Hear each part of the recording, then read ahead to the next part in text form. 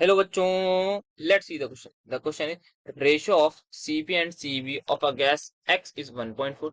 The number of atoms of the gas X present in 11.2 liters of it at NTP will be. So let's have a look on the key concept. यहाँ पे हमें number of atoms बताने हैं gas X के। तो यहाँ पे जो हमारा की कंसेप्ट होगा वो हमें यूज करना होगा यहाँ पे मोल कॉन्सेप्ट का। यहाँ पे नंबर ऑफ मोल्स की बात आएगी, उसी से हम आगे रिलेट कर पाएंगे। तो यहाँ पे यूज होगा मोल कंसेप्ट हमारा। तो क्या होगा, यहाँ पे हमारे पास हमें वॉल्यूम ऑफ गैस दे रखी है एट एनटीपी। तो वॉल्यूम ऑफ एक्स लिख रहा हूँ, मुझे गिवन है 11.2 लीटर्स। ठीक है। अब यहाँ पे मुझे जो निकालना है वो निकालना है नंबर ऑफ एटम्स। ठीक। तो यहाँ पे सपोज एक गैस है एक्स, इसमें मेरे पास कुछ नंबर ऑफ मॉलिक्यूल। यहाँ पे अब हमें नहीं पता इसकी एटॉमिसिटी क्या है, मतलब ये x2 है, ये खाली x1 है, या फिर ये x3 है, क्योंकि हमें एटम्स की बात करनी है। तो यहाँ पे मैं x की जगह यहाँ लिख रहा हूँ y। तो ये होगा कुछ। अब यहाँ पे फिलहाल क्या करते हैं, हमें निकालने हैं नंबर ऑफ एटम्स। तो हम सबसे पहले निकाल लेते हैं नंबर ऑफ मॉलिक्यूल्स। यहाँ पे नंबर ऑफ मोल्स का फॉर्मूला आ जाएगा वॉल्यूम डिवाइडेड बाय हमारे जो वॉल्यूम गिवन है divide by 22.4 litre, because STP की कंडीशन है। इसको इक्वल कर देंगे हम number of molecules divided by Avogadro number.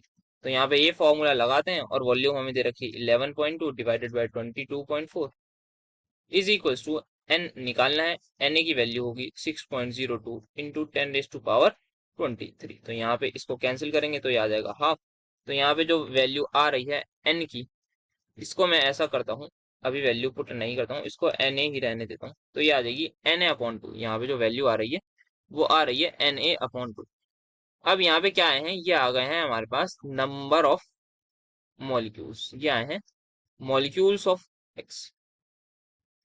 But हमें पता करना है कि एक मॉलिक्यूल में कितने एटम्स हैं। तो वो उसके लिए हमें दे रखा है ratio of Cp and Cv, that is Cp is to Cv का रेशियो दे रखा है हमें 1.4।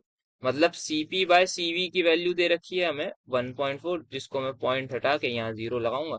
तो यहाँ पे मैं लिख सकता हूँ 7/5 आ रही है इसकी वैल्यू। तो इसका मतलब Cp बाय Cv किसके ऊपर होता है, गामा के।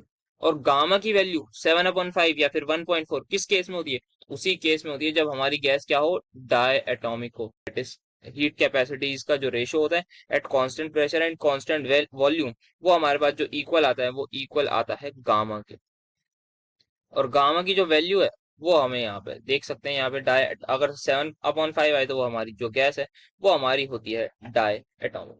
सिमिलरली अगर 5/3 आती है तो हमारी जो गैस होती है वो होती है मोनो एटॉमिक। अगर गामा की वैल्यू, इफ गामा की वैल्यू 5/3 आए, या फिर दैट इज हम इसको लिख सकते हैं 1.67 आए, तो ये हमारी क्या होती है, ये हमारी होती है मोनो एटॉमिक का गैस। बट यहाँ पे हमें 1.4 दे रखी थी तो हम इसी को कंसिडर करेंगे। इसका मतलब हमारी जो एक्स वाई यहाँ लिखी थी इसकी हमें वैल्यू मिल गई, ये है x2। तो एक मॉलिक्यूल ऑफ एक्स में यहाँ पे हम क्लियरली लिख सकते हैं 1 मॉलिक्यूल ऑफ। अब हमें पता लग गया ये x2 है। x2 में कितने एटम्स हैं x के, यहाँ पे 2 एटम्स हैं x के। ठीक है। अब हमारे पास कितने मॉलिक्यूल्स हैं, हमारे पास हैं Na/2 molecules of x2। Na/2 molecules of x2 में कितने मॉलिक्यूल होंगे, कितने एटम्स होंगे, तो हम सिंपल लिख सकते हैं यहाँ पे 2 into Na/2 atoms of x। Simple unitary method यहाँ पे लग जाएगा। एक में अगर 2 हैं तो Na में 2Na होंगे, और Na/2 में 2 इंटू Na/2 होंगे। सिंपल यहाँ पे कैंसिल कर देंगे। तो यहाँ पे जो फाइनल हमारे पास आंसर आएगा वो यही आएगा कि हमारे पास Na एटम्स ऑफ x है। तो यहाँ पे हमारे पास Na एटम्स आ गए x के। पहले हमने मॉलिक्यूल्स निकाल लेते, दैट इज Na/2 आए थे, और Na की वैल्यू भी अगर हम पुट कर देते हैं तो यहाँ पे जो वैल्यू आएगी वो हमारे पास आ जाएगी 6.02 into 10⁻23 atoms of x। So let's have a look on the option. तो यहाँ पे फर्स्ट ही ऑप्शन हमारे पास प्रेजेंट है, तो यही हमारा आंसर हो जाएगा। So the final answer is going to be option number A. Hope you understood it well. Best of luck